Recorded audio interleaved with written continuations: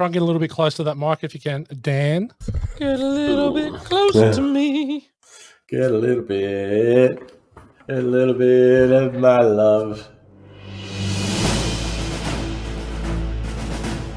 Welcome to Born to Watch, where three old mates, an ex-video shop owner, an industry insider, and a black belt in 80s kung fu movies put their mastery to the test on movies that changed the world.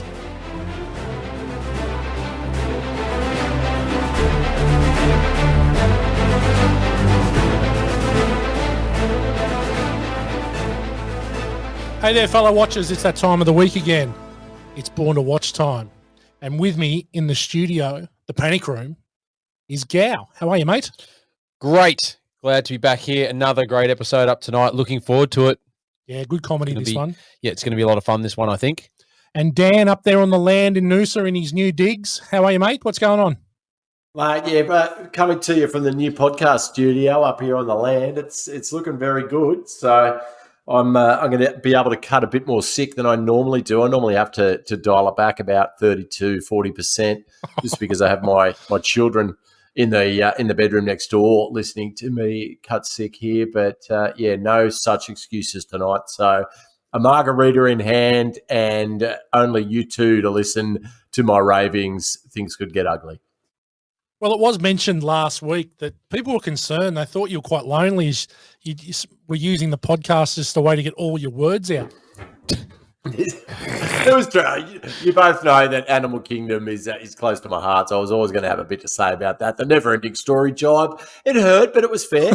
So I listened to, as I do every week. I went back and fast-forwarded all my bits, and it was pretty much the entire podcast this week. So last week. So, yeah, you listened to 91% of the podcast this week.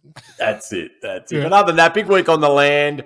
Got my water tanks in and delivered this week, so a bit of a scary moment when we pushed those three big behemoth things off the truck onto the pad that I had built with my own hands, with some assistance from Emma Head, it must be said. But so far so good. Hasn't collapsed and rolled down into my house proper. But yeah, I'm getting pretty fucking handy up here, that's for sure. Oh, nice work, Morgs. Yeah, look, no doubt, Dan. Just killing it on the land. We love hearing about your stories from the land, and I could tell you've had a big week because you got a bit land sassy with us this afternoon on the messenger. But, you know, we can... Yeah, well, it's a big... Another couple of margies will help that, Morgs. That's it. No, my tongue's going to be loose this evening, and yes, very much looking forward to it. Okay, excellent. After a fairly dark November with the Aussie Film Month, we're starting the holiday season with a bang. This movie is one of the three greatest comedy experiences I've ever had in the cinema. And in a full house, it was next level good. Starring three Hollywood heavyweights and directed by a duo of comedy royalty, 1988's There's Something About Mary is a woke culture nightmare, but still an unbelievable rewatch. Let's listen to the trailer. No animals or humans were harmed during the following preview. Not even the fake ones. Honest. Are you going to the prom? I don't. Yeah, I think proms Because are I thought maybe we could go together. Oh, you're gonna go with like a bunch of people, or yeah, you want like a designated driver? No. I mean, you and me. We could go together. Why do birds suddenly appear? When I was 16 years old, Every time. I fell in love. Oh, no, I wasn't... We got a bleeder! Are you okay, Ted? It was definitely love. Aunt Mary again. I mean, crushes don't last for 13 years, right? He couldn't help it. Hi, it's Ted. I haven't seen you since Senior prom. How's everything? Oh, that's fine. Strong like bull.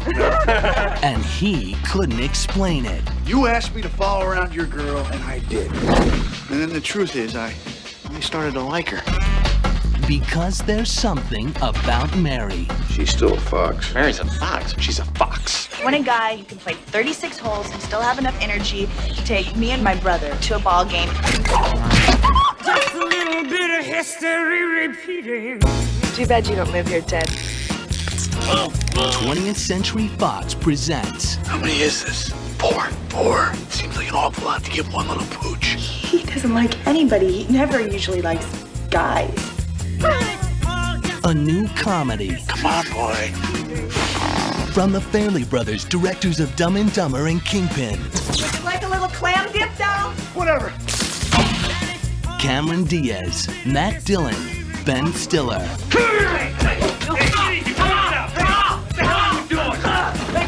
Okay. Hell is wrong with you? There's something about Mary. Are you the little guy making all that big noise? Huh?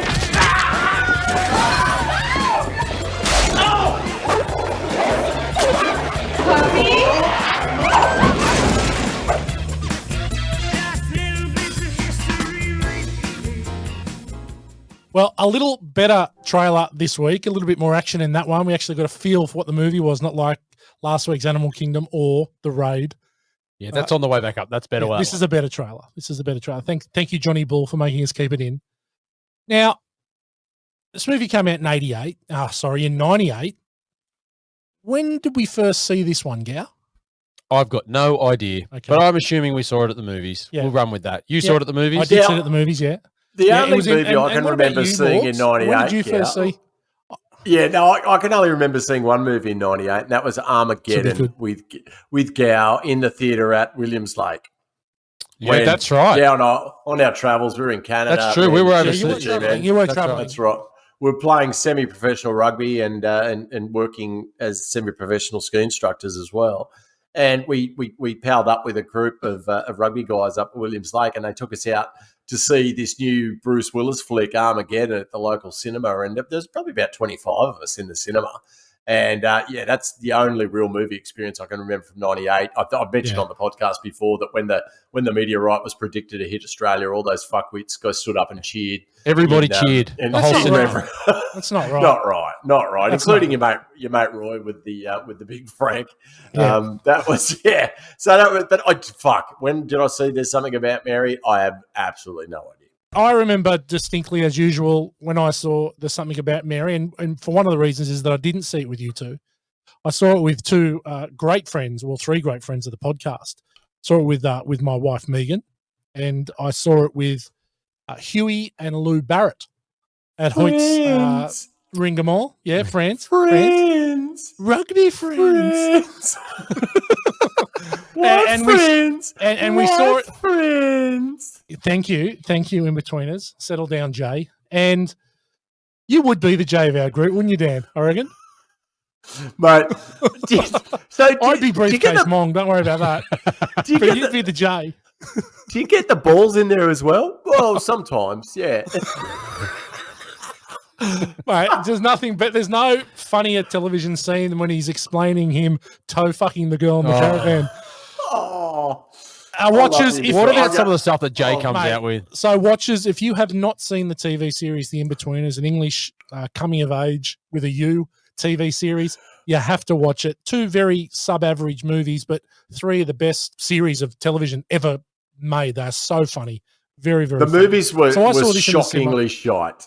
But they got progressively worse. The first one was all right, wasn't it? And then the first one wasn't bad. Yeah, and then they just got progressively worse. Yes, they did. Not ideal, but anyway. So I saw this without you guys in '98. Loved it. Packed cinema. There's nothing better. I don't think there's any better cinema experience than seeing a comedy that's a good comedy in a packed cinema. My other two great ones were Dumb and Dumber and American Pie, which I did see both of those with you guys. So look. Overs and unders on There's Something About Mary. I'll put this at 20. Okay, Gow, where do you sit?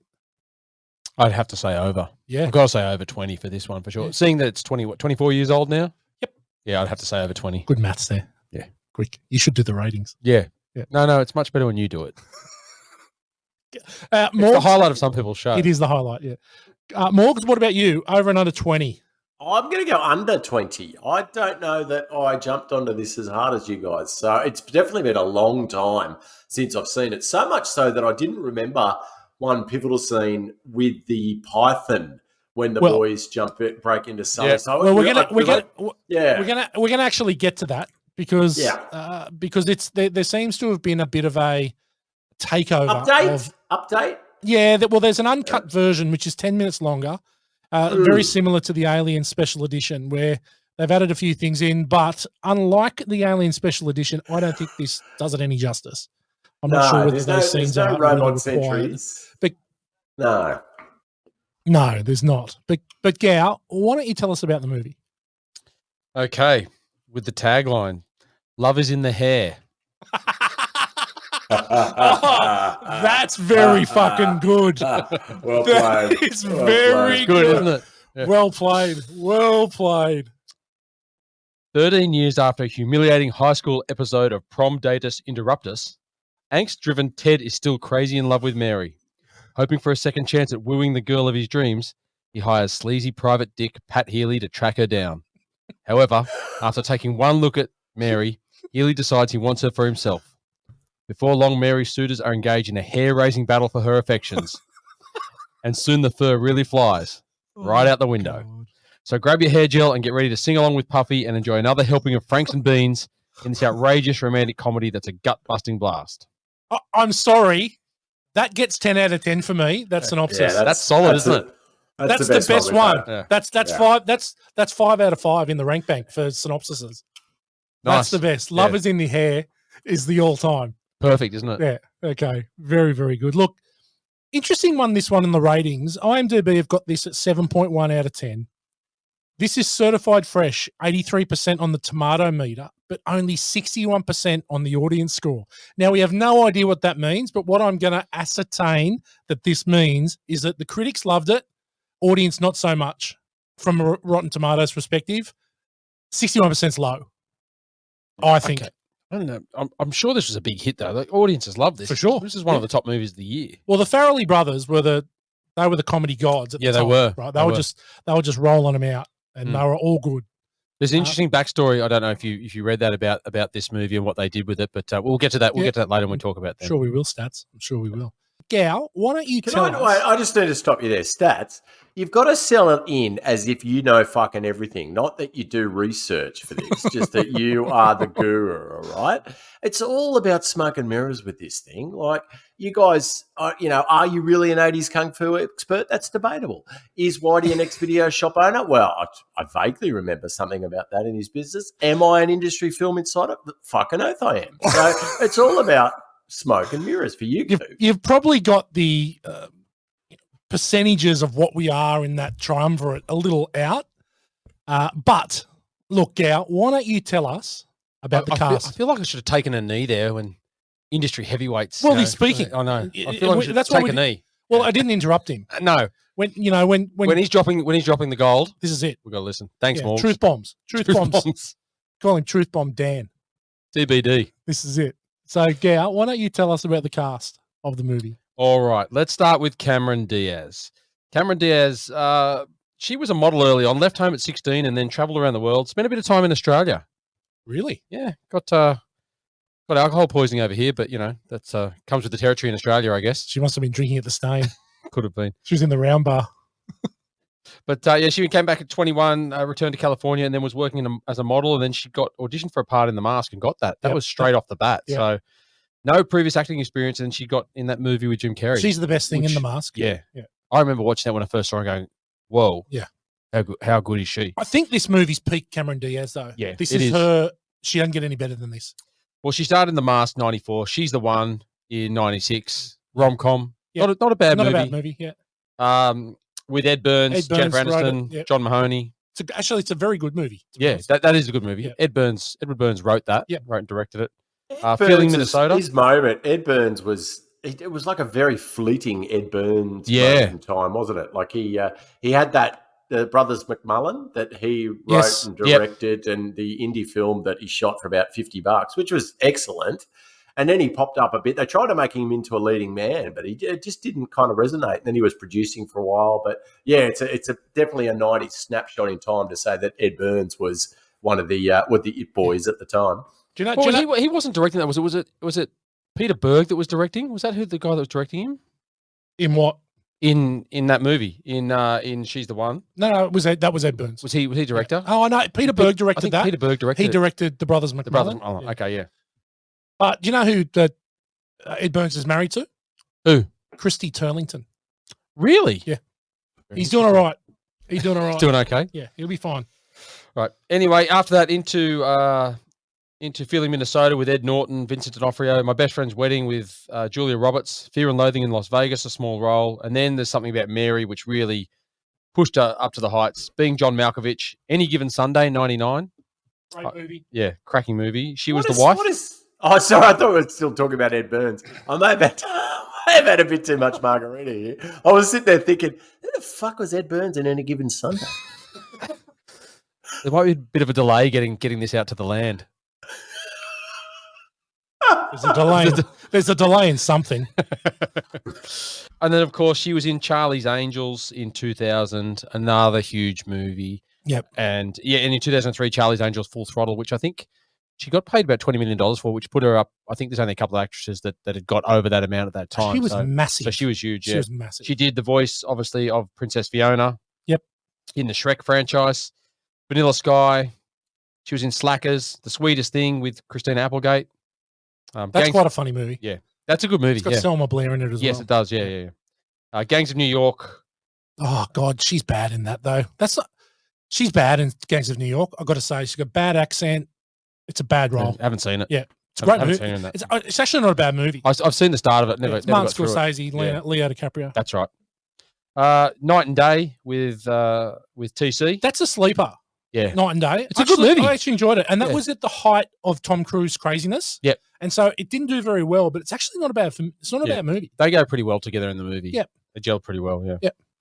And then Bad Teacher. But a couple of things. She was set to be in Mortal Kombat as Sonya Blade, but broke a wrist before the movie, so couldn't do that. Yeah. Wristy. And as I said, she joined the $20 million club after Julia Roberts when she did Full Throttle in 2003. Was considered for the role of Dorothy Boyd in Jerry Maguire. Wow. Yeah, which is interesting. I don't know how she'd go with that. I don't think she'd be too bad at that role. Yeah. Renee Zellweger is very good though. She I sort of don't. plays After that. seeing Renee Zellweger, she that does sort of- do really well in that yeah, role. Well, she's now retired essentially. Cameron Well, she Diaz. pretty much retired after Yeah. that. She's out of the industry, not doing too much. I think she pops up unlucky, from time to time. unlucky in love to Cameron Diaz. Although I think she's with a partner She's now. one of the but- Maddens now. Yeah, No, she's. yeah. I think she is. Yeah, I think she is with think Don she is. Maddens. Yeah, Yeah. But she was actually with Matt Dillon at the At the film start, Number yeah. 6, and then he gamed on. That's cheated right. on her. Yeah, it Didn't was he? That's when he massive went, stuff. we've talked about it on the pod before, Yeah. haven't we? When he took off and He's left her while unbelievable. engaged. Unbelievable. Was there a distinct break between when he was seeing her and when he started up with the new bird? No, there wasn't actually. It's called cheating on someone when there's no distinct break, and It's sometimes quite a crossover. Sometimes. Sometimes Can there's a be. crossover. There can be a crossover, and some people have been known to do the crossover quite successfully. He got caught. Yeah. Didn't play his cards Still- right. No. Still Ben not Stiller. quite sure. Yeah. Ben Stiller did a bit of theatre and a few stuff early, but had his first role on TV in Miami Vice in '87, playing a role that Morgs has played before, Fast Eddie Felcher.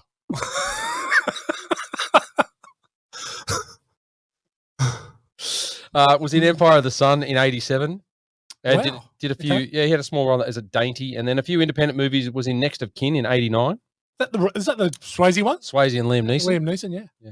Reality Bites, which he directed. That was as well. his breakout. Yeah, he scraped up some money and directed and produced that. And then into Happy Gilmore as Hal the Orderly. He's so good in Happy which is a Gilmore. great role. Yeah. Yeah. Cable Guy at 96. And then Something About Mary. Meet the Parents, which was massive for him. Well, I think Cable Guy was the one. Cable Guy was the one that with him and Jim Carrey, which sent him on the way up. Then if you go Something About Mary into what was his next one? Meet the Parents. Well, no, after that was Zoolander. So that Right, was oh, 2000. there you Then go. Zoolander, then the Royal Tenenbaums. Yeah, so he's on his way Yeah, then. and then Along Came Polly with Jennifer Aniston. Starsky and Hutch, 2004. Yeah. He had like him. he had a role in Anchorman. Morgs, can we call it a cameo? Yes, Anchorman cameo. Well played. Nice. We're getting there. We're getting better. We're getting there. Yeah. We're learning some stuff. We never stop learning here on the Born to Watch. Dodgeball, 2004. One of the best White movies Goodman, ever. yeah, cracking movie, good Yeah. role. And then Meet the Fockers. Night at the Museum franchise started there. The Heartbreak Kid. Yeah, that's another Farrelly brothers. Yep. Tropic Thunder as Tug Speedman. Tuggers, how's my TiVo? You got the TiVo? Matthew McConaughey, one of the best. He's the best. Oh, so good. The best. And then The Secret Life of Walter Mitty in 2013, which I believe he got an Academy Award or not an award for. I tried to watch some of that. Is he like a bullshit artist in that one? I haven't seen it. I've only seen snippets of it. It's not my bag, baby. It's very popular, though. At the video shop, it was massive. Oh, But, it's yeah, look- that. Oh, okay. Yeah, I didn't realize it was that old. I thought it was more recent. Yeah. He was, but as I said before, he directed some of the movies. So Reality Bites, The Cable Guy, he was a director on. Tropic Thunder, Zoolander. Some of his biggest hits he was directing. Yeah. Obviously worked for him. He also plays an amazing part in Extras with Ricky Gervais. Yeah, that's good. Which is incredible. That pops up on my Facebook feed all the time. He's It's so funny. good in that. He is so good in that. But And look, his old boy was, of course, George's dad in Seinfeld. Yep. Yep. One of the greatest Jerry characters Stiller. in TV history. his mum was Incredible. quite famous too, I believe. She was a famous actress. Yeah, she was. But yeah, look, he actually got he holds a distinct Razzie Award record. He was nominated for the most titles in 1 year, for worst actor in 5 or 6 films, which was Along Came Polly, Anchorman, Dodgeball, don't get it, Envy, and Starsky and Hutch. Yeah, Envy's terrible. I haven't even seen it. And Starsky and Hutch is unnecessary. Long Came Polly's watchable. Oh, we watched Fine. that. We watched that, Morgs. We watched a long time, Yeah. Polly, not long ago. You were Yeah. cacking. You were sort of very. Yeah, you- no, I was at the end pleasantly you sort of- surprised. yeah, no, it's a Yeah, it's a funny movie. It was fine, yeah.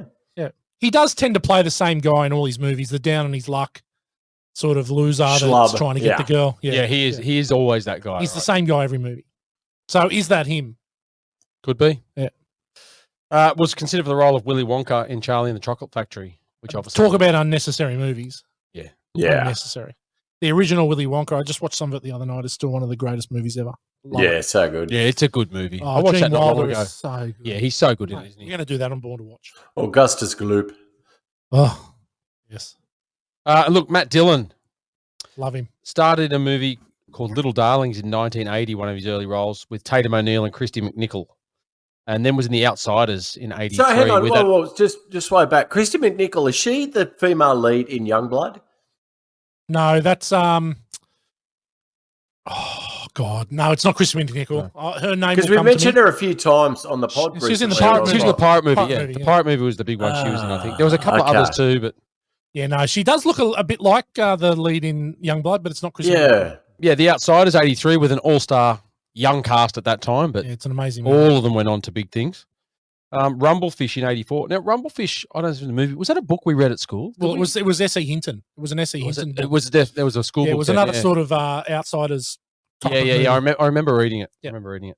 The Flamingo Kid in 84. Drugstore Cowboy. Love Drugstore Cowboy. Saw that at Morgs' house. Did Yeah, you? good flick. Good flick. Wild Things in 1998.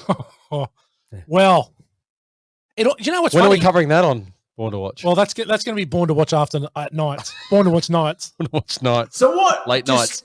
I have another question. It's on topic. So this was user selected, this movie, right? Correct.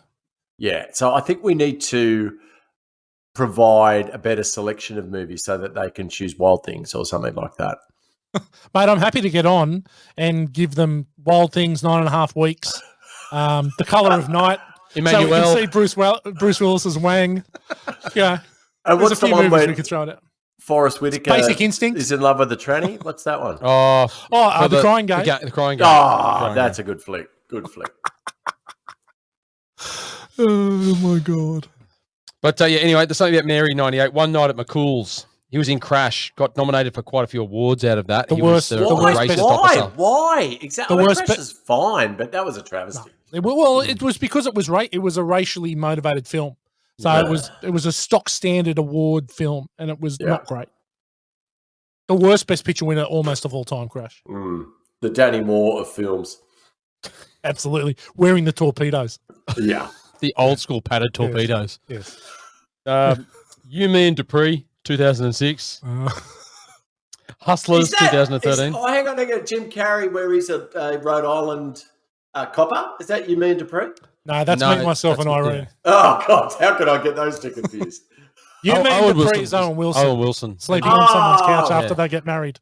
Talk about, you reckon Ben Stiller plays the same fucking character every time. What about Owen Wilson? Yeah. Oh, yeah. Yeah. He does, for sure. Nice. Yeah. Thanks, Dan. But look, he was actually up for the original choice for Butch Coolidge in Pulp Fiction. Matt Dillon was. Really? Yeah. He was too. I saw that recently just on an interview with Quentin Tarantino. He won the role of Dickie Reynolds in The Blue Lagoon too, but turned it down because of the nudity. Was he? Is he a Don't know. Mormon or something? Don't know. See, Kirk Cameron. Could be. But interestingly As enough, long as I we read keep on living, you can good. take anything that comes our way. Baby, rain or shine. All the time. We got each other. Sharing the laughter and love. Sharing the laughter and love. Nice breakout. I got some good acoustics in my new podcast room, so Yeah, I hope you've got Yeah, some sounds- songs planned sounds for good, us Maul. now. Sounds good, Dan. You're killing it. Sounds good. But look, the original casting choice for Pat Healy in this movie, the Farrellys wanted Bill Murray. Now they just worked with him in Kingpin, which didn't do too well. It bombed box office. The Kingpin's one of the greatest movies ever made. But it It's bombed. it's a sleeper hit, that one. for Yeah. sure. It is. Yeah, But yeah. it didn't do well. But they did decide he was too old for the part, and then Well, he is too old. For well, that he's part. way too old. Yeah. But then they looked at Vince Vaughn, Cuba Gooding Jr., Hank Azaria. But then, Right, yeah. but then they cast Matt Dillon, which was a bit of a comeback for him.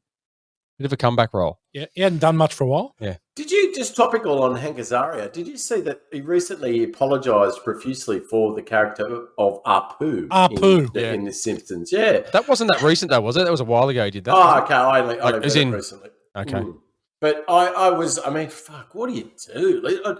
It's something that's going to pop up a lot because we're looking at these movies that were set in a different time and we Yeah. talk about Well, mate, pop culture. you could talk from a about it. different You time. could talk about it in this movie. Yeah. Right. Yeah. This There's is, a lot of stuff you could cringe at now. This is a woke nightmare. This Yeah. movie. Yeah, for sure. But I thought that was interesting. It's difficult to. I mean, The Simpsons is universally revered, and that character. I mean, yes, it's stereotyping, I guess, but it's fucking needs funny the as cookie well. month? So, yeah, exactly. Like, I No, don't here's think the tricky part. It was never handled in a way to denigrate. I don't think Indian folk I think- or Quickie Mart store owners. Like it was. Yeah. Yes, it's stereotyping for sure. But anyway, that's It's a whole nother podcast, Dan. what do you say? Here's a little Thank you. Come again. Anyway, Here's a stat. Here's a little stat for you. Here's one I found. I love your stats, Gow. good stuff. Patrick Healy is one of the co-producers of this movie. Oh, he's a The lot, name of the, Patrick Healy. a Yeah. lot of the people in this They're movie. Farrelly their Brothers names mates. are Well, a lot of the their Farrelly crew. Brothers friends. Yeah, a lot of Yeah. people in that were extras and things like that. Yeah. So Cameron Diaz's dad, I think it's Emilio, was one of the jailbirds in the movie too. So he had a part scene in it. Buttercup, baby. Boom-ba-dum-ba-dum-ba-dum. Why don't you build me up? Build me up. Oh, All right, moving on. Chris Elliott. Yeah. He started off doing sketches on Late Night with David Letterman in the 80s and then had a comedy series called Get a Life in the early 90s on Fox and wrote and starred in his own movie called Cabin Boy. He's won a few different awards, Primetime Emmy Awards for... He was on Manhunter. He wrote part of Manhunter. Yeah. One of your favourites, Whitey. Yeah. And he was on The Abyss. Yeah. He He was actually a really serious actor Yeah, in the start of his career. he was. And then he just broke out. Well, he was on... I think he was on Saturday Night Live too. I think He he was was. in there somewhere, yeah. But yeah, The Abyss, 89, Groundhog Day, Cabin Yeah, Boys, we said. he's the cameraman in Groundhog Day. And then he was in Kingpin as well as he's one of the gamblers, so a small role there. There's something about Mary, and then Scary Movie 2. That's where he's got the little hand. He's the That's right. butler with the little hand. So wrong. That's right. I remember that now. It's so wrong. But he had a recurring role in Everybody Loves Raymond later in his year, and then lots of jobbing, but was in Schitt's Creek for the last 4 or 5 years. Schitt's Creek is revered by the critics. Yes. Megan loves it. It's her favourite show. She absolutely loves it. I cannot. I've tried my best to get a roll on with it, and I just can't. And I love Canadians. You and I spent like a lot of our life in Canada on our travels. We we've been extensively throughout that part of North America together on our travels, Really? traveling Yeah. as travellers. We spent a And lot of time I- together up there, Morgs. A lot of time did. together. We never did. stopped Traveling. learning here. We never stopped learning. And we get the Canadian humour, but I just cannot buy into that. And you, Mate, you're I right, 100% think agree. it's funny. Yeah. Yeah, I 100% agree. I've watched it, and then I watched it, and then I got out of it, and then I heard it was really, really good, and you had to keep watching. I started watching a few episodes again. I could never get through it. I don't know what it is. Megan swears by it. So Yeah. I know that she's up in the morning when I hear from the kitchen that she goes, "Hey Google, play Schitt's Creek." That's all. Hey Google, play Schitt's Creek. And I'm like, shits me off. Yeah, don't get it. Yeah. Look, he was considered for the role of Harry Dunn in Dumb and Dumber as well, Nice. which I don't know if he plays a better role in that. But anyway, No.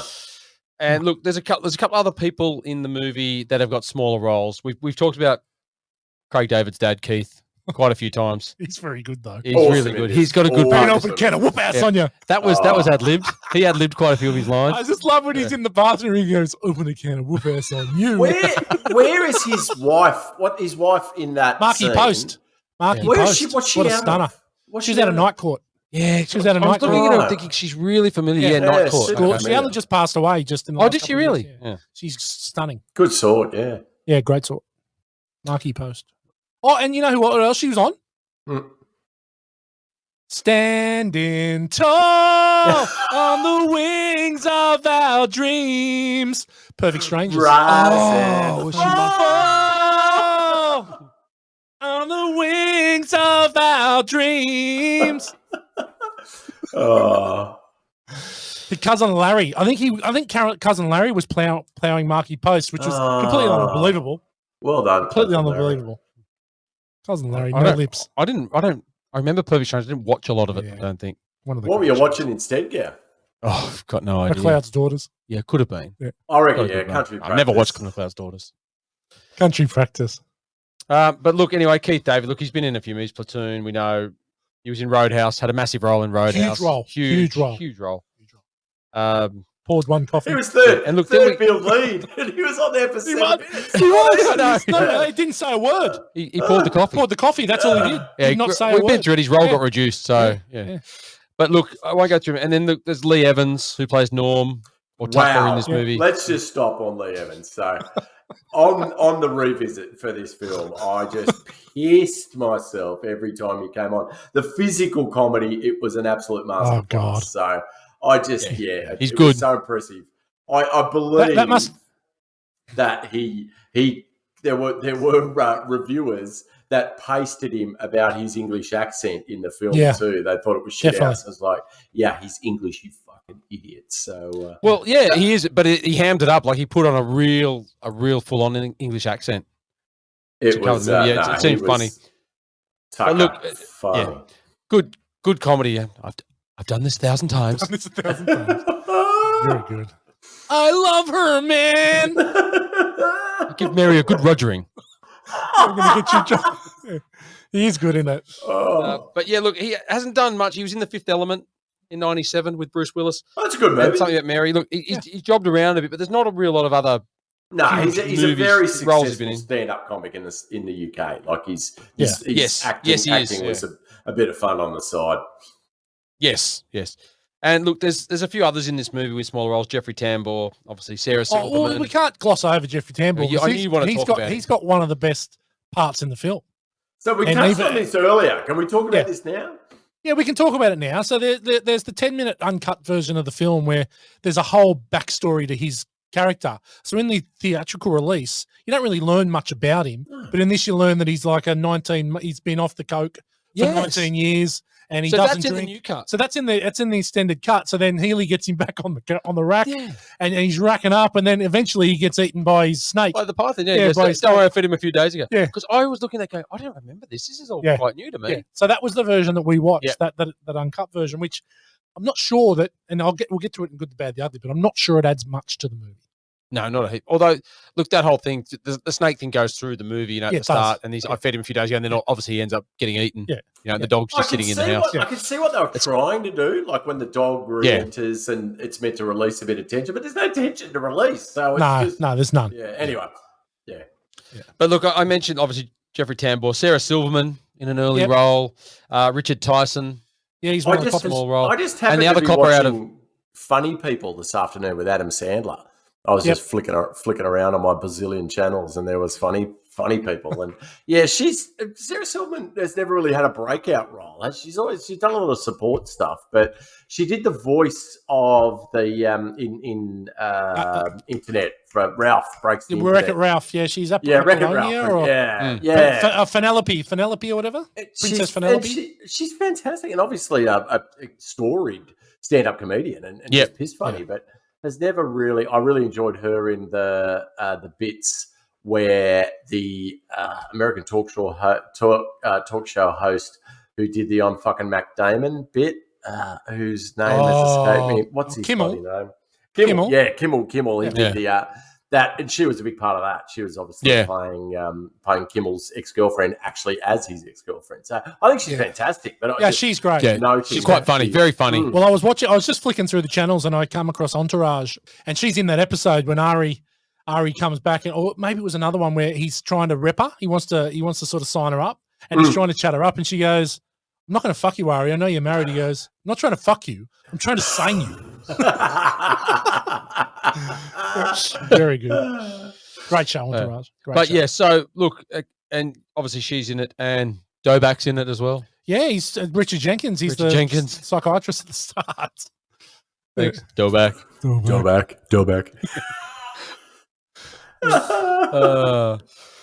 But yeah, anyway, look, one more I need to mention is W. Earl Brown, who played Warren. Oh yeah.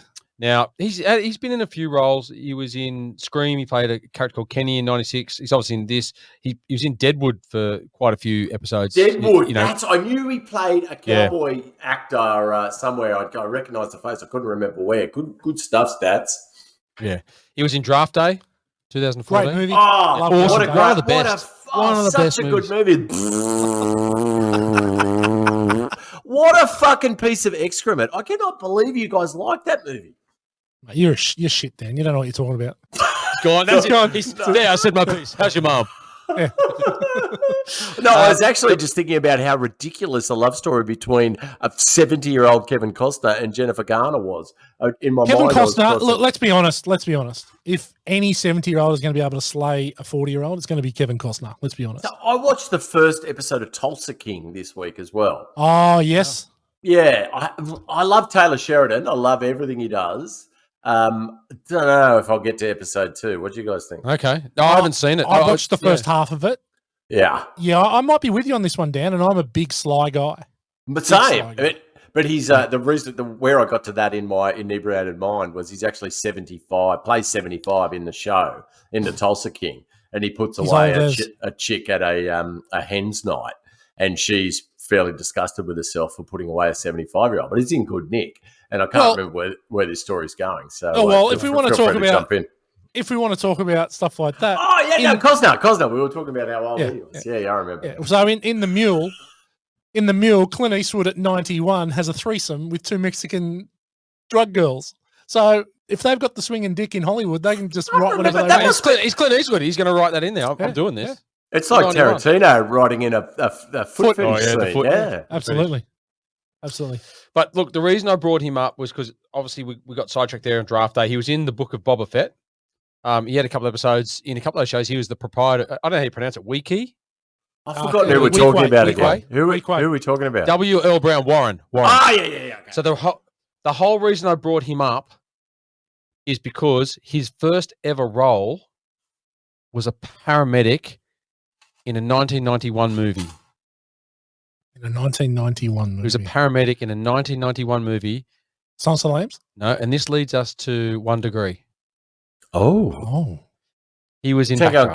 Cash. He was a paramedic in Backdraft. So there you go. There's 1 degree of Kurt Russell done. Well done. Well, there's 2 degrees. There's 2.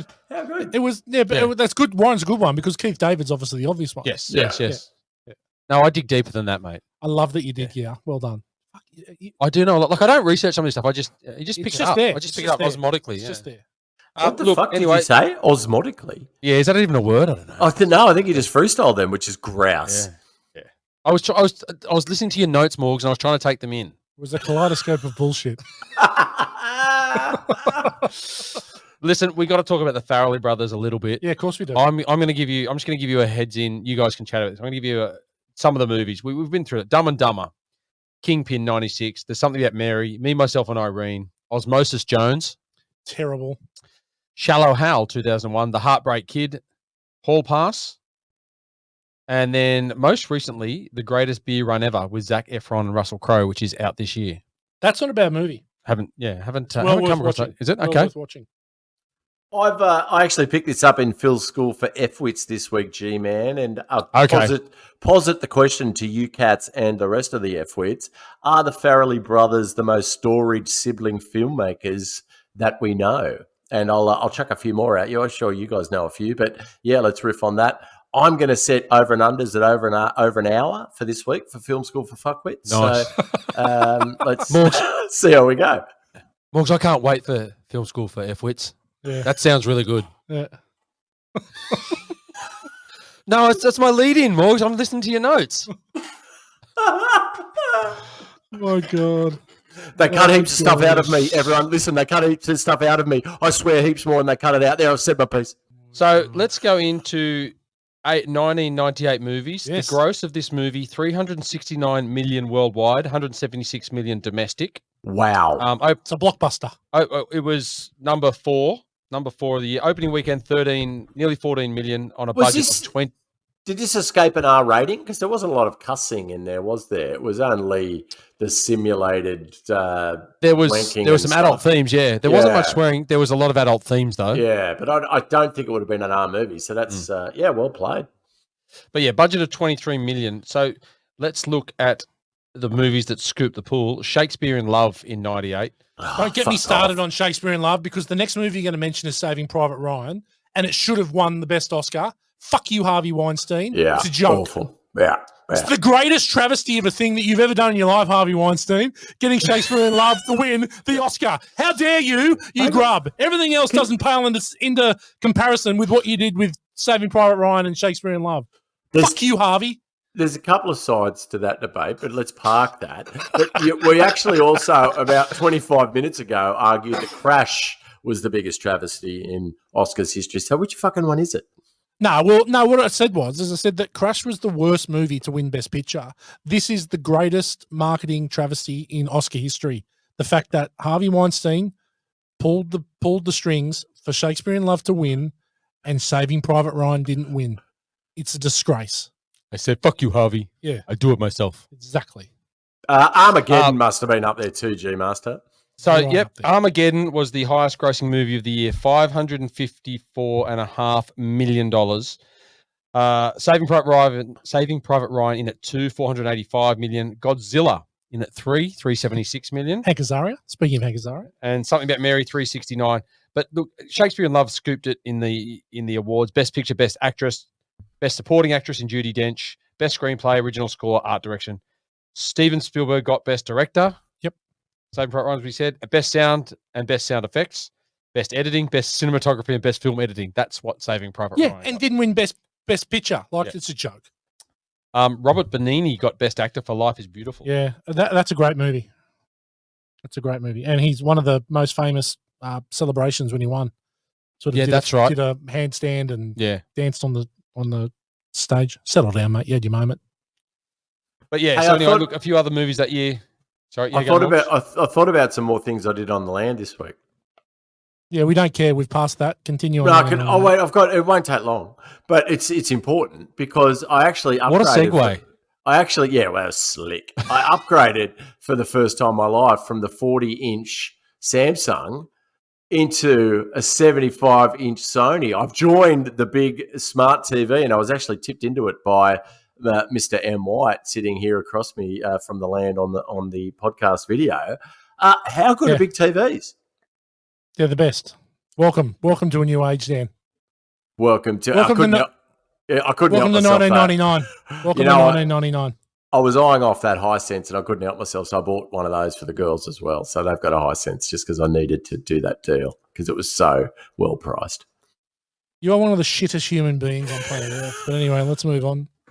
I support my Chinese brethren wherever I can. Personally, I bow down to our overlords. Continue, Gear. Other 1998 movies. Deep Impact at number 6. Lethal Weapon 4. Shakespeare in Love came in at 10 in the money list, 279.5 million. The Truman Show. Enemy of the State. Oh, Enemy of the State's a good movie. Yep. Patch Adams. The Waterboy. What else have we got? You can do it. Where did the Waterboy Blade. come? Is that top 20 for the Waterboy? Waterboy is number 20, right on the dot. More, 190 million. Yep. That's incredible, that. Yeah, that's Lost Bobby in Space Boucher. Blade. The Wedding Singer was in that year as well. He had a good year. Oh, Adam mate, Sandler. The Wedding Singer is a great movie. Wedding Siege. Siege, excellent. Excellent movie. Yeah, excellent. I saw the musical, shithouse. Movie, Yeah. excellent. Yeah. One of Morgs' favourites in at Sliding Doors, number 49. Sliding Doors. So Sliding, is that Gwyneth Paltrow? Yes. Yep, John Hannah. But yes, anyway, that wraps up the year. Yep. So we'll move on. Okay. You got nothing else to add with that? You don't want to talk about any music or anything, yeah? No, I didn't put any music in. It's getting out of the good stuff. Yeah, 98's right on the line, isn't it? Yeah. The music hasn't quite died yet, but it's getting there. Okay, question time. All right, 3 pretty serious questions here. Number 1, do you think that Ted's Franks and Beans recover from the zipper incident? Not by looking at it. How'd you get the zipper to the top? How'd you get the beans above the Frank? I was thinking That is the best line. What am I looking at here? How'd you get the beans above the Frank? She's a dental hygienist. She'll know what to do. Oh, but seriously, I know of, and we know, and I'll leave them anonymous, but I know a few guys that have got their 4 caught in their zip. So it's definitely that's a thing. So unfortunately for our uncircumcised brethren out there, that can be a natural harm to have a more sensitive helmet on your penis. But the Frank above the bean, that's fucked up. Bean above the Frank, it's fucked up. No. But it's got to be every 16-year-old's nightmare zipping in. I think we've On the all way to prom. nipped. I think we've all nipped. I've never gone full blown in I the think zipper, but I've personally, I think never been Here we above the go. Frank. Here we go. every 16-year-old's nightmare is actually getting caught by your mum giving it to the Target catalogue in your downstairs bedroom with fucking Kleenex all over your bedroom floor. But hey, that might be a bit specific for one of us on this call. Yeah, Gow, you're such a filthy animal. I believe Okay, that came up at someome's wedding. all right. So then, question 2. So we're saying no, the balls, and they don't recover. They don't No. recover. I don't think It's damaged goods. It's over. Pretty Okay. it's a pretty brutal start to the movie. It's funny that scene. What about her spraying the the Bentine on or whatever? that scene? Back That whole to- scene is Oh, it's hilarious. Awesome. It's a great start. Betadine? Is that what you're talking about? Yeah, no, it's Bentine? called something else. It's called something. They call it something else. What? Oh, my favorite is just the cop turns up at the window. Yeah. Oh, yeah. And then He the climbs in the fireman. window. And then the phone. We heard a lady screaming. No, it's this guy. We got Okay, a question bleeder! 2. Yeah. Okay, question 2. Okay, why wouldn't Ted just come out and be honest from the very start with Mary? The minute she sees him, why wouldn't she just say, "I've been looking for you. Actually, got a guy to find you, and I found you here." Right? I know there's no movie after that, but he's not really that much in the wrong, is he? Is he a stalker? I think what Pat Healy did as a creepy stalker. Oh, the Pat was Healy's bad. Yeah. Pat Healy's bad, but he's not responsible for that. He's just, really, is he? Well, he did get him to go spy on her. I don't think Well, he just, but he I didn't- don't think no. he just said find out her details. No. Well, I think that he just wanted to know whether she was there. Like all the other stuff Pat Healy did Yeah. of his own accord, really. Anyway, so no, he's a grub. Dan, what do you got? Was your question, is Ben Stiller, should he have shortened the movie and said, "Hi, Mary, I love you. I've hired this guy"? That's all I took out of that question. Yeah, but even when he puts up no fight when the letter turns up, he just puts up no fight. Like, plead your case, mate. Mate, if he was an adult film star, he'd be in those cuckolded porns that you see on Pornhub allegedly. That plenty Yeah, says, you're right. Yeah, He's handcuffed in the corner. that's it. While his He'd be- wif's getting ploughed by a 17. Floppy- We're gonna have to floppy cut that seconds out. guy. We're gonna have to. Okay, all right. Now, Other question than that, 3. it was fucking sweet up till that point. Yeah, so. yeah, absolutely. Okay, so question 3. Okay, question 3 then, after we've gotten over question 2.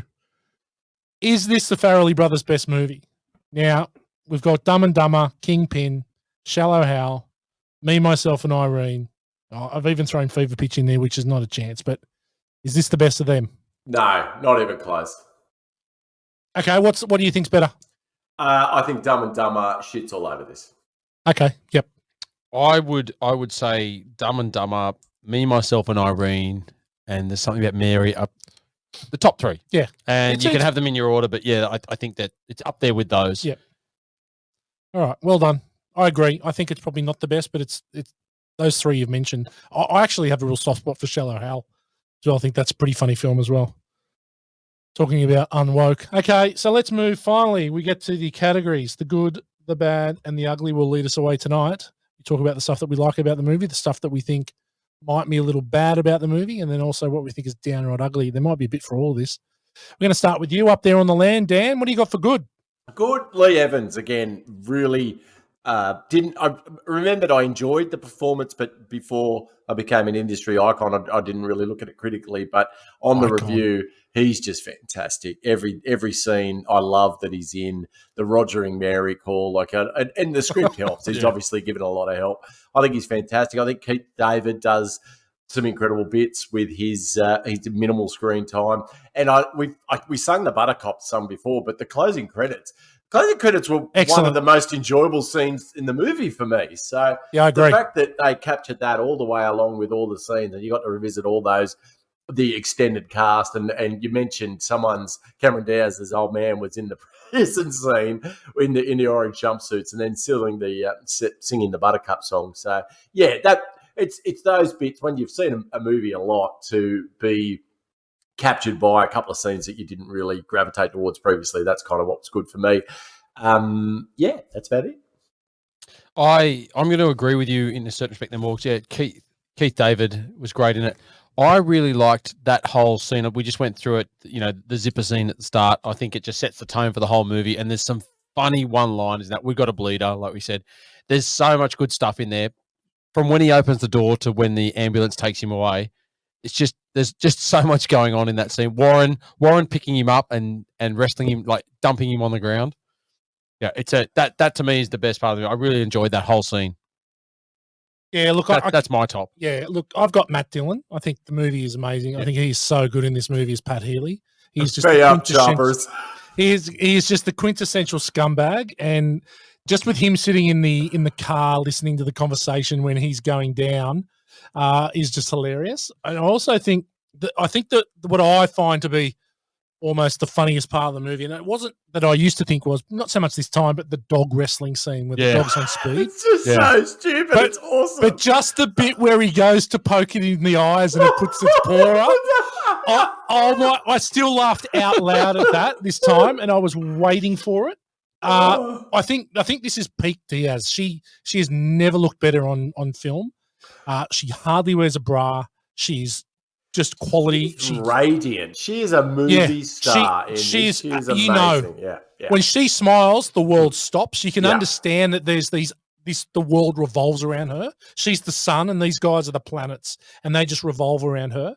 Look, I think one of the best parts, I think, is some of my funniest lines are background lines. Yeah, you hear right? Yeah, you hear him in the background. So, he was masturbating, right? Yeah.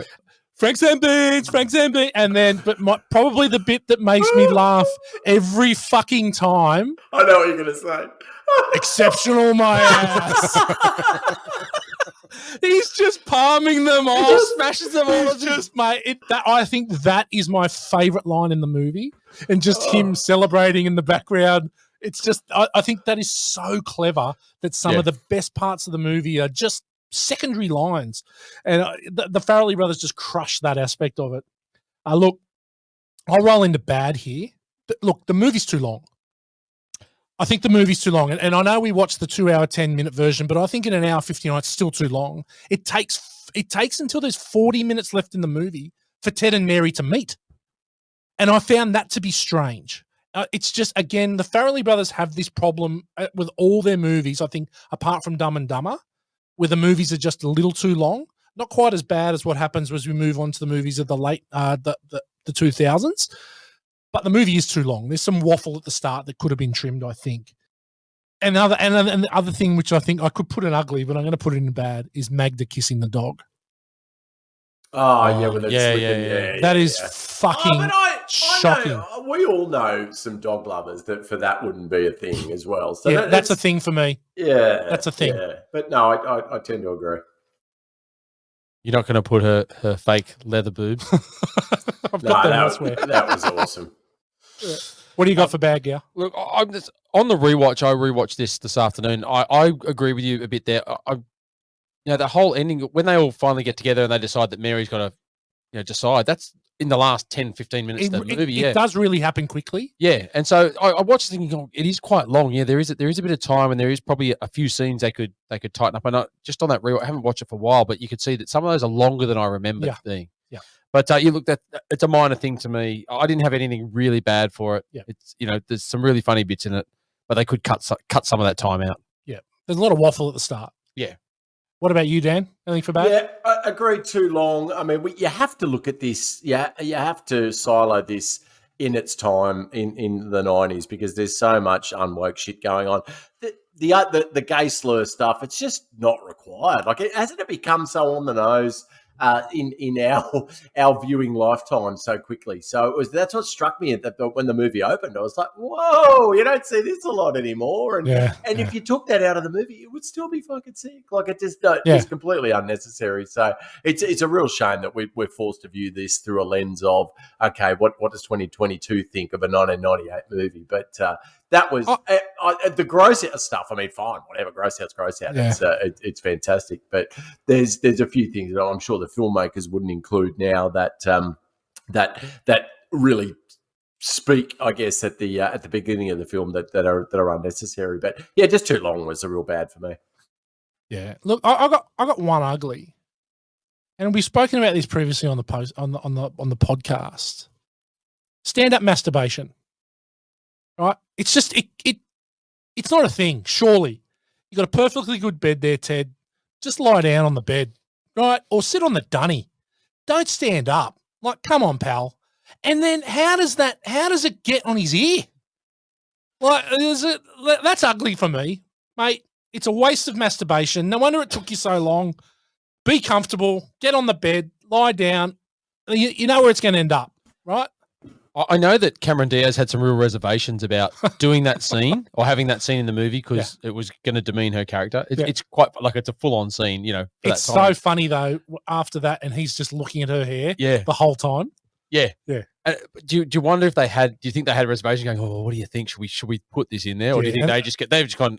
Well, I know they just went go for it. Well, I think after Kingpin, they were like, "Fuck it, we're just putting everything in it," because it made no money. Kingpin. Well, that's what I was getting to earlier. Was the Farrelly brothers treated this like their last movie because they weren't sure they were going to get another crack, and this went so big for them that it obviously set them up. But at the time, they just went, you know what? Let's go balls to the wall because that's all we can do. Thinking it might be the last chance. You got any ugly gal? No, not really. And Dan, any ugly for you? Just the silo?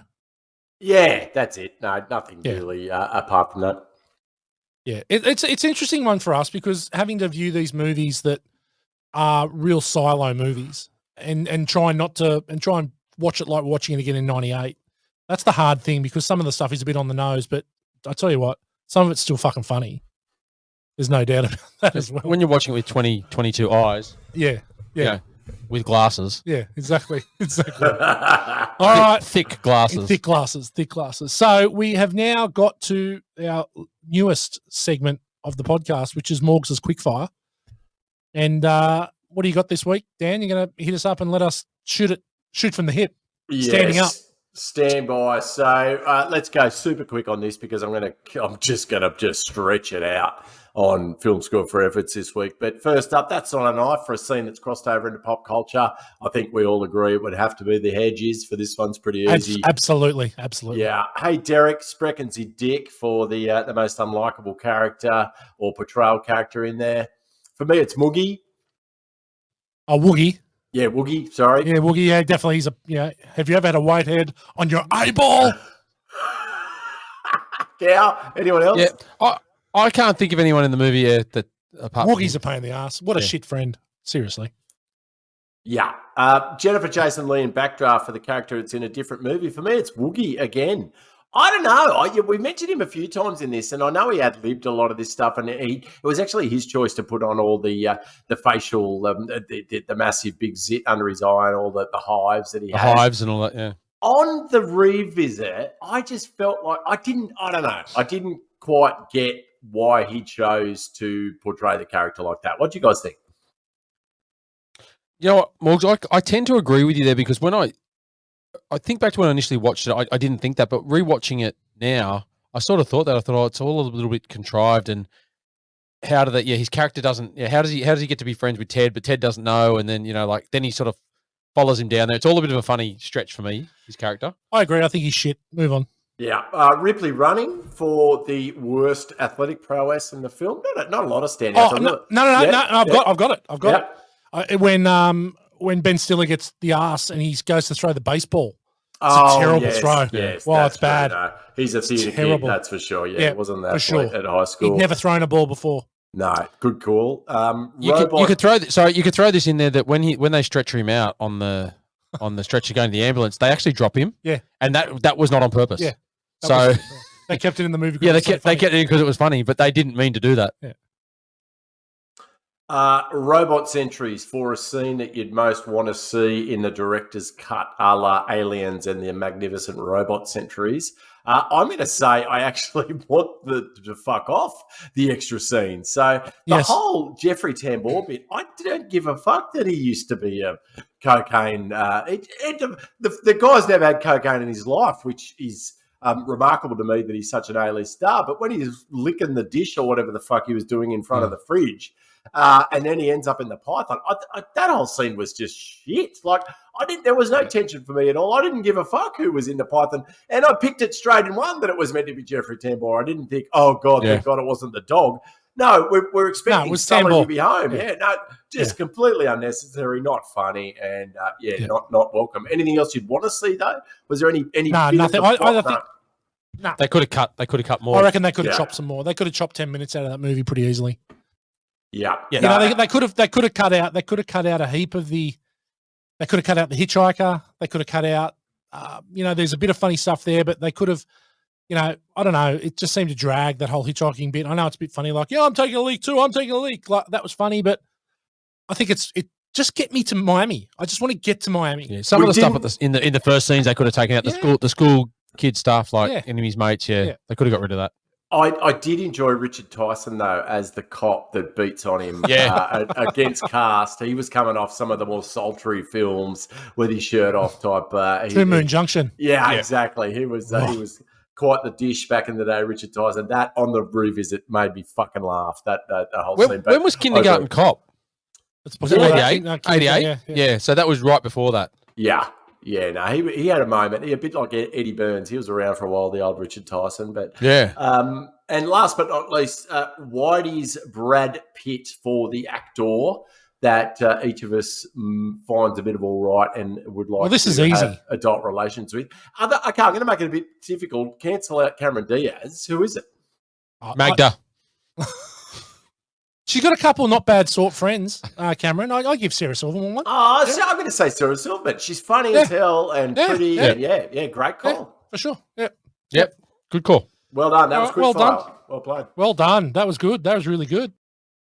Let's move into listen to this and we'll talk about a bit of behind the scenes stuff. Gow, what do you have for us? Here's a couple of things for you. Obviously, Ben Stiller and Cameron Diaz had the main roles in this, and this shot them to superstardom like we talked about earlier. Top of the A-list, but Stiller was the Farrelly's first choice to play Ted, but the studio didn't really want him. The second choice was Owen Wilson, but the studio didn't want him even less, so they ended up going he was a no one. He was a no one. That's right. So they let them cast Stiller in that. Jim Carrey was considered for the role. Courtney Cox was considered for Mary. I can see that. Yeah, could see that. Yep, can see that. And Chris Farley auditioned to play Warren. Now, I heard an interesting story. There was quite a few auditions for Warren, and when the guy that got it, he played it straight, whereas a lot of the others didn't. They played off a comedic role, and he looked at that and said, "I don't think that's right. I think they've got to play this as a straight role." Yeah, which ended up winning the role of quite a few. But Chris Farley was considered, but that's when he passed away. I think he overdosed during this time period. Right. Another quick one. The dialogue between Ted and Mary when they're talking about the meats on sticks. Yep. Have you got that one, Whitey? Yeah, no, you keep going. It's a good one.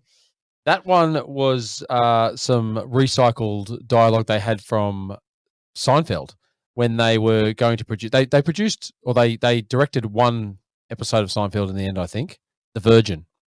Okay. But that was some recycled stuff out of there, and they didn't use it on the show, so they thought it'd be funny to put in the movie. Which, when I rewatch it, you can kind of. I knew that fact before I watched it. You can see them riffing. I kind of hear them riffing on it. Yeah, definitely. You got anything, Dan? Nah, fuck all. Good. So the scene where Ted zips himself up is based on a real experience of the Farrelly brothers in their own house. So there was someone there, and the dad yelled out, "What are you up to?" Zipped himself up. Frank's above the beans, and it's just so that's actually a real story. So when we said, what a great could it happen? Yeah, it did happen, and they're drawing on their life experiences. So they wouldn't admit who it was. It was probably one of them. Yeah, could have been. Yeah, very, very funny. Very funny. Another quick one. Brett Favre wasn't the first choice. No, no. There was like three before him. They had Drew Bledsoe. They had Steve Young, who didn't want to do it in the end, and they because he was a Mormon. Yeah. They ended up with Brett Favre. Yeah. So so we're talking about how the extended 2 hour 10-minute cut was far too long. The original cut was 3.5 hours. Wow. And there's some. I think we've had a couple movies on here where we said we'd watch an extended, but I couldn't watch 3 hours of this. No. It's too long at 2 hours 10. Okay, Morgs has got nothing. Got anything else, Gal? Nope. That's it. Okay, cool. We did 1 degree of Kurt Russell. We obviously have Warren, and we also have Keith David. So let's move into the quotables, and there's about 1,000 here. We've already hit most of these. We have, but I'm going to start with. Yeah, and I was just talking about this a little bit off air while Dan went and relieved himself. And this is Healy after he's been talking to Mary about being an architect. And he says, "Really, it's only a side thing for my true passion." She goes, "Oh, what's that?" He goes, "I work with retards." And then Mary says, "Isn't that a little politically incorrect?" And then Pat Healy says, "Yeah, maybe, but hell, no one's going to tell me I can and can't work with." It's like, oh my God. Oh my God. And then obviously there's the other one about Ted goes, when Healy's come back and he's telling him what Mary's been doing, and he goes, "You better catch up before she goes to Japan." And Ted goes, "Japan? What's she doing in Japan?" And Healy says, "Well, you've heard of Mail Order Brides? Well, they go the other way too." And Ted goes, "What? Are they desperate? She's a whale." And Healy goes, "Yeah, you can forget. It's a sumo culture. Ted, they pay by the pound over there, sort of like tuna." This movie has so many one-liners, Oh and I know that I semi-regularly get a text from you, Whitey, just every now and then going, No, I said butt plug. She's heinous. Mate, but before that, he goes, "I still think I want to look her up." And Healy goes, "Who? Roller Pig? Are you nuts?" Like, it is so just wrong. Oh, yeah. How'd you get the beans above the Frank? I cried laughing at that this afternoon. That's funny. And boy, don't make me open up a can of whoop. Did you yell at me? Did you raise your voice at me? Boy, don't make me open a can of whoop ass on you. Yeah, no. Look, it's eminently quotable. This whole movie. Of course, we got a bleeder is one, and cough it up choppers is one that gets said all the time. Use that all the time. Cough it up choppers. Very funny. And I think that's the perfect example of a scene where it's lost in the extended cut because they waffle on a bit. There's like 2 minutes before. Yeah. And really just get to the line. There's no need this stuff about Norm in there. So anyway. Oh, look, and I'm sure that Dan's got none in quotables, do you, Dan? Because you are prepping for film school for F-Wits. Take it away, Dan. Yes, fellow F-Wits, the segment we've all been waiting for, and I posited it early that the question to everyone, to these two dipshits and to all of you, are the Farrelly brothers the best sibling duo in filmmaking that I guess has happened in our lifetime? So I've got a few to roll through, but I'm guessing that these two will have some to throw into the mix. But let's start off with a few that were going a little bit old school, even old school for us, and we're super old. But David and Jerry Zucker. So a film that popped up a few weeks ago and was under a few names for us. It was Airplane, I think, at the States, Airplane in the States, and what was it called out here? Flying High. Flying High. But made by David and Jerry Zucker. Brilliant film, absolutely piss funny. But they did a whole heap of other stuff like The Naked Gun and all their sequels. They did Hot Shots and Hot Shots Part 2, and they also did the Scary Movie franchise, which was a bit on the nose. But as far as a killer lead off, that Flying High movie is transcends a lot of generations, and you could plug that in and watch that with your kids today and still enjoy it as a really piss funny movie. I mean, they did they did the Kentucky Fried movie as well, and that which is a bit hit and miss. But I reckon as far as siblings go, those two are a great place to start. I mean, what do you guys think of their movies? Yeah, very funny. Kentucky Fried Movie is, I think it's a movie that you needed to see as a younger kid, like, that sort of really informative years, that sort of 10 to 15. I went back to it. It's one of our super fans, Adam Worrell's favourite movies, and his favourite skit, Catholic Schoolgirls Are in Trouble. He used to quote that movie eminently all the time. He would be quoting Kentucky Fried Movie. Yeah, so I went back to watch it, and when I must have been like 26 or 27, and I remember coming to golf one day and going, mate, I watched Kentucky Fried Movie. It's Kentucky Fried Shithouse. And he goes, oh, but what about? I go, yeah, mate, sorry, don't get it. So I think it's one of those ones where you need to see it. Yeah. No, there's some definite hits in there amongst some misses, but number two for me, the Wachowski siblings, obviously are responsible for, among other things, the original Matrix trilogy and then the fourth completely unnecessary film that was added. But if we look in isolation just at that first Matrix films, I mean, what an amazing feat of filmmaking that was. Like, when I remember seeing that and just thinking, fuck me, what an incredible film. And I thought that the number, I think we've discussed in the past, I've seen half of number 2 and none of number 3 and fuck all on number 4. So they definitely lost out for that. But I actually... you get... No, you continue. I watched all of them, Morgs. I watched all of them because Josh wanted to. You've seen the fourth one. Yeah. And they progressively just get harder and harder to follow. Like if you think the first one's sort of hard that you sort of got to get through it by the end. Well, I actually think their legacy would be greater if they'd only done the first movie. Agreed. I think that the first movie is almost a flawless piece of cinema and had never been done before. Yep. And then what they tried to do was just jump the shark each movie. That's what I mean. And it just gets progressively more harder to follow and to get into. The second one is okay. The third one is poor. The fourth one is unwatchable.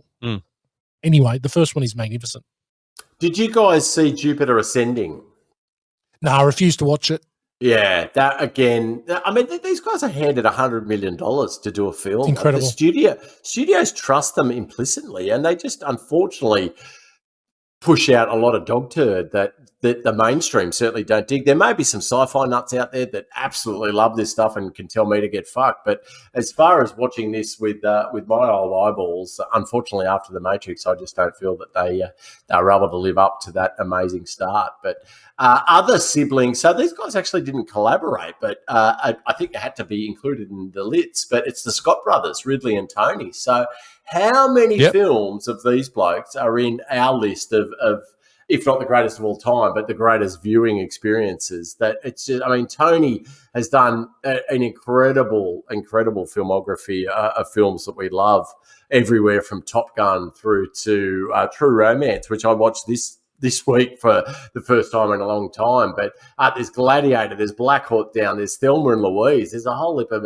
incredible films. And then if you look at Ridley, there's the guy made Alien and started off what was destined to be an amazing film series that was unfortunately hijacked by some poor production choices and some hamstringing of amazing directors like David Fincher. But as far as two brothers that have given the three of us, films that have stayed with us our entire lives. It would be hard pushed to pick a sibling pair that have had as big an impact on the three of us. I got to say that by the time we close the doors on Born to Watch, and whenever that is whenever that is, it'll be a long time in the future. But I'd be interested to go back and just see exactly how many movies we do of the Scott brothers. There's a big, I think it would have to be 85% we will do by the end of it. They are just, that's both it. of them. There's And very so few different. cool ones. So different. Yeah, an amazing, different. amazing chasm between their production styles and the way they go about producing their own movies. And but you're absolutely right. We will end up doing so many of their collective films, so they had to be included. Another more contemporary set of brothers, Christopher and Jonathan Nolan. So I know really close to your body's heart. Yeah, so again, Christopher Nolan gets a lot of the raps for of course, the Batman trilogy and a lot of the films that he's done subsequently. But Memento was actually a short story written by Jonathan. So and that's what really started off, or I guess introduced us to the brothers. But it's certainly the screenwriting talent of Jonathan and the film direction and production talent of Christopher is something that have really lived with us over the last sort of 15, 20 years that certainly mean that they have to be included in this list.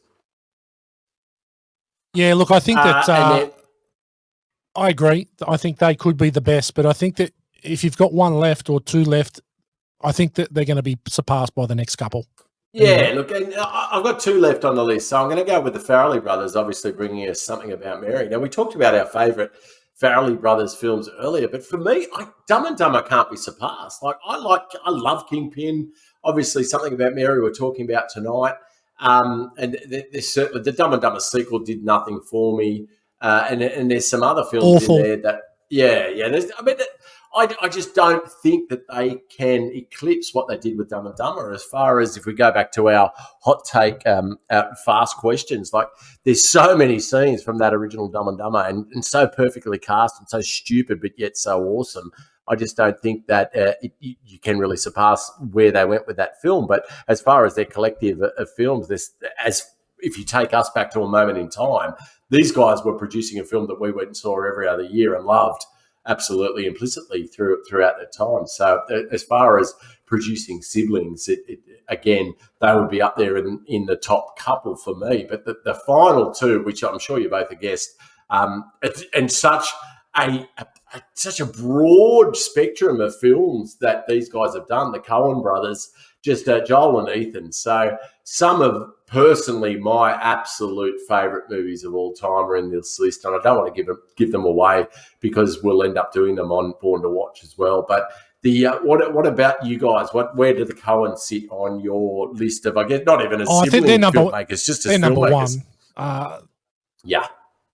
They're number one if you're talking siblings. Like, it's very difficult to go past them. They just do stuff different. Yeah, the Big Lebowski. Yeah, Fargo. They're just that out of the box. Yeah, it's everything they touch is almost just a masterpiece. I watched No Country for Old Men on one of the plane flights recently. It's such a good that's one movie. of the movies Daniel's talking about. Again, I don't want to overfroth on that, but that's definitely one that we'll revisit because I'll demand it. But yeah, these guys are so quintessential as far as our love of film, and over the last 25 years have given us so many classics. But what's really remarkable to me is they can do Oh Brother, Where Art Thou, slapstick, amusing comedy, right through to taking the words of Cormac McCarthy, one of the basically the greatest American novelist of the 20th century, and making a film from his works as well. So they can just do stupid comedy and they do incredible films as well from the drama spectrum. But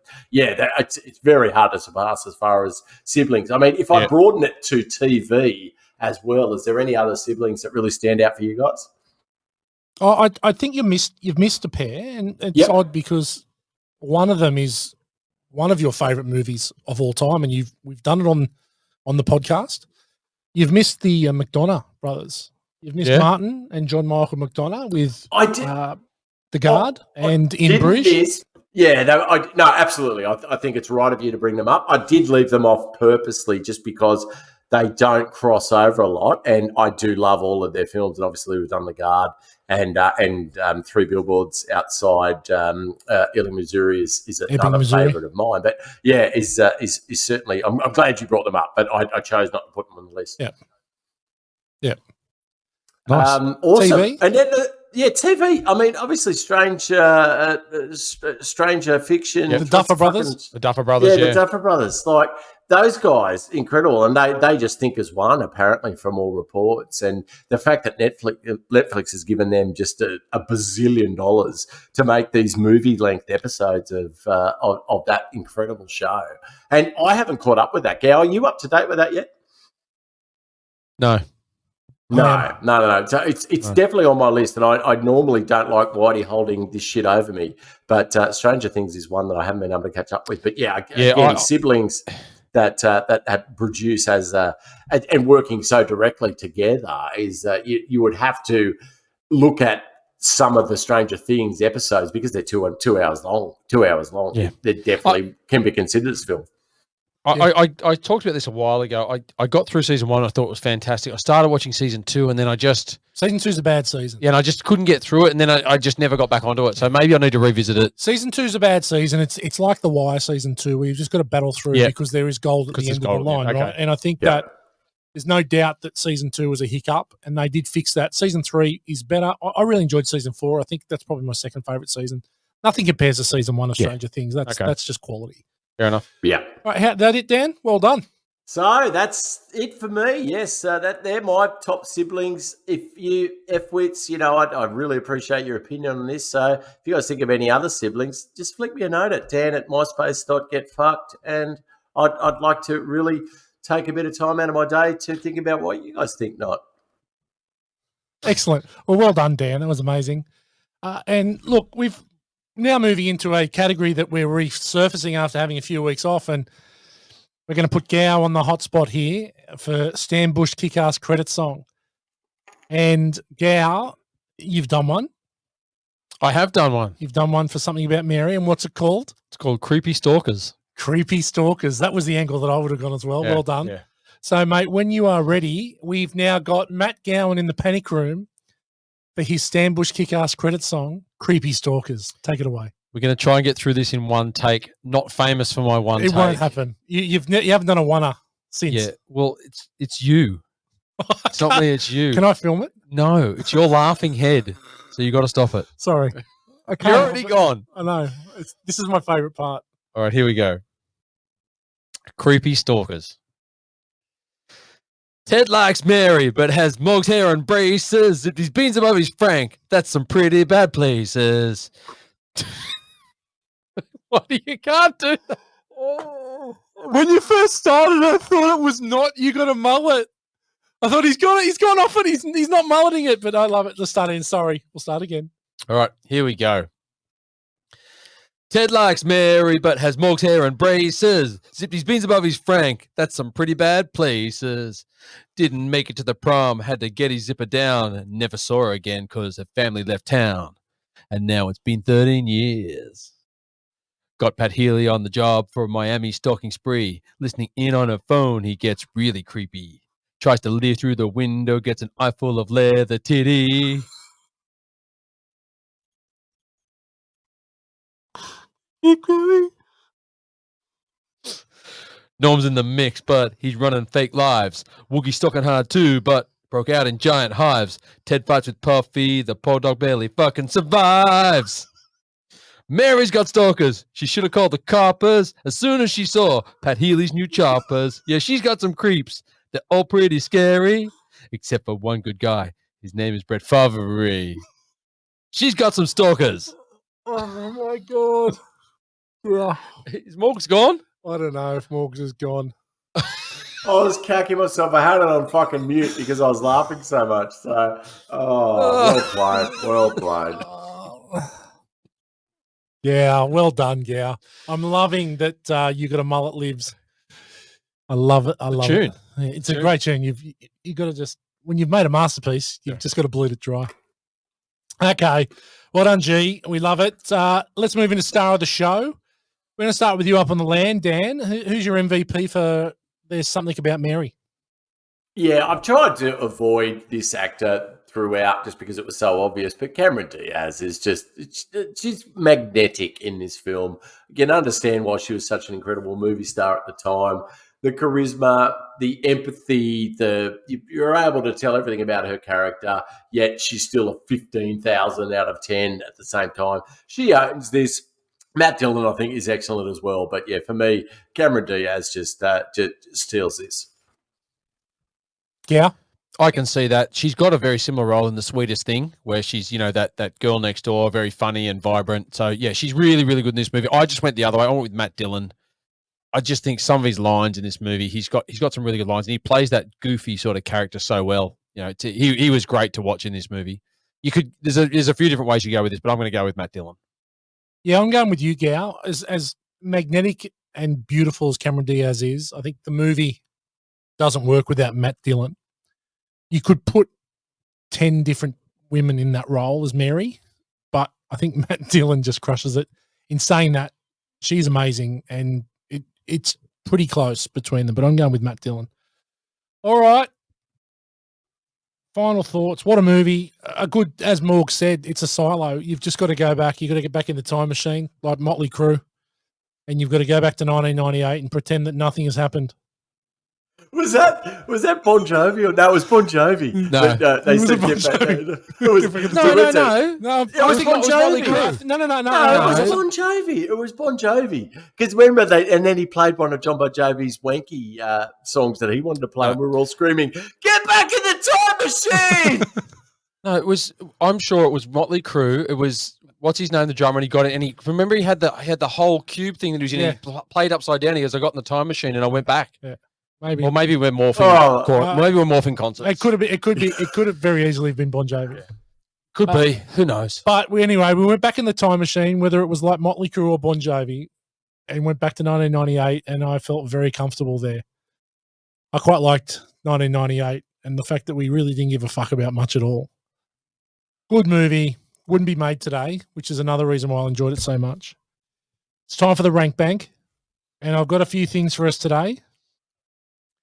So, okay, we've got terrible NFL cameos. We've got old, saggy, pruned boobs. We've got huge fake teeth. We've got baseballs. And we've got Franks and Beans. No, it's got to be Franks and Beans out of that. You got anything else you think might add in there? I like Franks and Beans, obviously. We could have gone with Creepy Stalkers. We could have gone with Creepy Stalkers. We could have gone with leather titties. Yep. But I'm happy with Franks and Beans. Morgs? Has to be Franks and Beans. Has to be Franks and Beans. Okay, so how many Franks and Beans? We're going to start with me because I never go first. So I'm going to start with me. Okay, I enjoyed this very much. Look, it's not by any means a perfect film. I'm giving it 3.75 Franks and Beans. Oh, you stole mine. I was going 3.75 too. Yeah, okay. I'm the same. It's a great rewatch. You can watch it a heap of times. It's still funny. It's a great laugh. Not the greatest movie of all time, but certainly something you can put on and without any issues and watch happily. Absolutely. And Dan, what about you? What do you got up there on the land for something about Mary? Good choice. Thank you to the F-Wits that voted on this and selected this film. Really enjoyed going back to it. If I catch it on one of my 50,000 free TV channels in the future, I'll probably watch it from there, but I'm not going to go out of my way to start it for me. I'll probably say farewell to There's Something About Mary for me. Really enjoyed it over the last 25 years. 3.5 Franks and Beans for me. Thank you very much, Farrelly Brothers. Well done. Well done, Daniel. That's all pretty close then. It is. And Gow, let's have a look at the listing here, and I'll just flick the sort onto the spreadsheet, and I might do that before I change it over so that I can actually see what's going on here. Obviously, we're going to edit this. High quality programming here. We're just seamless. Filter 1. There we go. And we are now moving over. Okay, so Gow, so where does There's Something About Mary sit in the pantheon of Born to Watch movies in the rank bank? Okay, we've come in at 3.67 Franks and Beans. That puts us into 18th spot. That's one below Avatar. So it's equal with Avatar at 3.67. How do we say that? Skang. We need Damo. We do. And I want to stop you. 3.5 I want to stop you there, Gout. I want to stop you there. I'm going to change mine to 3.55. No, you can't do that. I'm not fucking having this film under Avatar. Avatar licks balls. It's the same. No, it's not. It's below. It's 3.51. Just fucking put it above Avatar. Hang on. 3.51. Hang on. This is manipulating the ratings, Morgs. This is manipulating the ratings? No, I fucking hate Avatar. I'm not having it. If it was fucking my time again, we never would have done Avatar. Fuck you, Damo. You didn't do it. You didn't do it. Morgs, this could cost us our license. Okay, Gow, take it away. At 3.68, Franks and Beans. 3.68 Franks and Beans. Where does There's Something About Mary sit in the rank bank? This puts us into 17th spot now. 3.68 Franks and Beans, right above Avatar at 3.67. Suck it, Avatar, you fucking shit. And right below Crocodile Dundee, another recent one. Oh, sorry, right below Commando at 3.94 elaborate European flat tops. So into 17th spot, probably where it should sit. It's on the bottom half. It's in the bottom half. I tell you, I got to say. It's above Major League. It's above Tombstone. Yeah, look, I've got to say that I don't think this is a better movie than Major League. I don't think this is a better movie than Tombstone. I don't think this is a better movie than The Raid. Yeah, I don't think this is a better movie than Tremors. What about Lost Boys? I don't think this is a better movie than Lost Boys. I think we fucked this up. No, but that's what it is, Dan. You can't double stab a triple stab, Lloyd. You can't triple stab a double stab. So, look, I'm happy with that. It is what it is, and I'm sure it'll all even out in the end. Okay, what are we watching? How the fuck is it going to even out in the end when they just stay where it is? Well, we may revisit a couple of them. We may do a repod.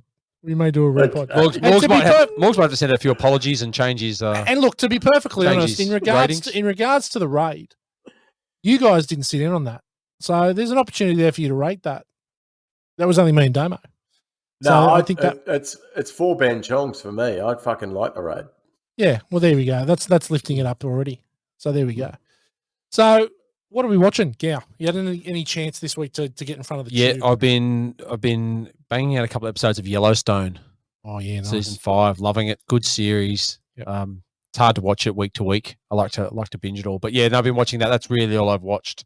Yep. Might have to try and get into Stranger Things. Yeah, restart it again, Gow. You won't be disappointed. I got out of what's the Game of Thrones one?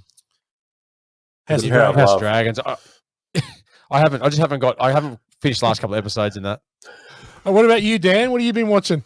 I've been watching heaps this week. So I mentioned to you midweek, I watched Juno, which I fucking really like that film. So it's a great movie. Some of our female F-wits have reached out and said, could you do a flick that maybe we're into a bit more than all these dude flicks that you always pop up. So I'd be down to do Juno in the future for sure. I think that's a fucking Kobe Diablo. What's it? Diablo Cody, the writer director of that one. I think it's fantastic. So really good flick. I told you Tulsa King. I started that. I'm going to give it I'll go to episode 2, but if it doesn't get me, poor old Sly's going to lose me on this one. But other than that, I watched the Aussies towel up Tunisia in the World Cup last night. That was good to watch. Geez, that Suter's not bad at the back, is he? He went all right. Yeah, he was good. Jeez, he saved them. Yeah, he did a few times. Okay, so I have gone back in the time machine, which seems to be a bit of a theme tonight. And I've restarted Twin Peaks.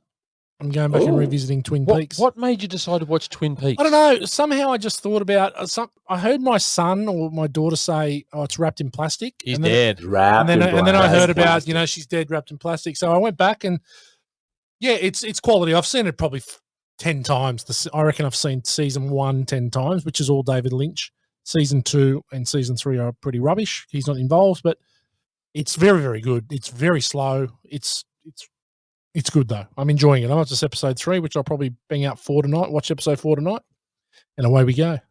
So, look, another great show, boys. Well done, and it's great to see Dan up there in his custom-made podcast studio. Which, once we get up there and add some soundproofing to it, it'll be amazing. It's like he's it'll be like he's here with us. Okay, so next week, Gow's picked a movie. I think. Yeah. Oh, fuck. Look, what are we talking about? No Retreat, No Surrender? Where are we going? I'd love to get No Retreat, No Surrender on there. I've actually had a couple of people approach me about doing it. We're going to need to cover it somewhere along the line. We are going to cover it, just not this week. What are we doing, Gow? We're going to go back in the time machine a little bit and do a great movie, The Usual Suspects. Awesome cast, really strong cast, really, really good movie. Really looking forward to it. Yeah, look, I've got an interesting story about seeing that at the movies as well. A great movie. Really, really good. Yeah, sort of been cancelled a little bit with old Kevin Spacey. Yeah, with Kevin. No, remember, he's back. He's back. He didn't tamper with that dude, apparently. Yeah, but he's still up on about 65 other charges for other things. That's all right. That's all right. He's my boy, Spacey. He'll be back.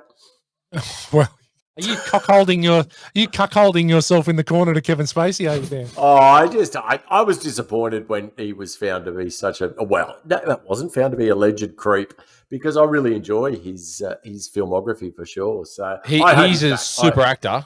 I hope it's disproven. Yeah. Anyway, but I don't think it will be. Doesn't take away from the fact that he's a good actor. Absolutely. Yes, but The Usual Suspect is an amazing choice, Gal. Well played. Yeah, I'm looking forward to The Usual Suspects. It'll be a cracking episode, and I'm sure that's one that might almost go longer than the movie. It may well do. There's a lot to unpack. Absolutely. Yeah. Bryan Singer, isn't it? Bryan Singer is the director of X-Men fame. Yep. This is before he made superhero movies. I'm pretty sure it's Bryan Singer. Anyway, it's a great movie. It's one of my favorites. I obviously know a heap about it. Don't even know who the fucking director is. But next week we are doing The Usual Suspects. We'll cover that off next week. We will. After we learn everything that we already know, like Gow does, with no research. Until next week. It's bye for now. Thanks, everybody. What a great episode. Looking forward to speaking to you all next week about The Usual Suspects. Absolutely. Catch you then. If I give you a choice between the cow bomby and the margaritas next week, just say the cow bomby. I'm buckled. I can tell. That's bye from Dan as well. Thank you for listening to this episode of Born to Watch. To join us on our journey into some of our favourite movies of all time, you can find us on all good podcast networks like Spotify and Apple Podcasts. If you like what you hear, give us a 5-star review and share with your friends.